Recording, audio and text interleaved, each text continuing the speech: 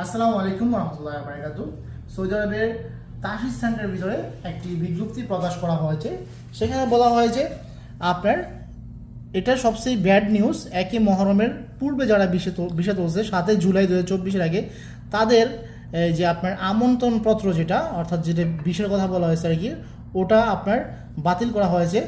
অর্থাৎ বাতিল বলতে নতুন হতে হবে, একই মহরমের পরে ভিসা হইতে হবে যদি আপনি সৌদি আরবে কাউরে আনতে চান আর কি ভিজিট ভিসা। দ্বিতীয়টা বলা হয়েছে 19 বছরের যাদের বয়স তার থেকে যদি বেশি হয় তাদের জন্য ফুল এক্সপিরিয়েন্স সার্টিফিকেট লাগবে, তাও এটা স্বরাষ্ট্র মন্ত্রণালয় কর্তৃক ইস্যু হতে হবে।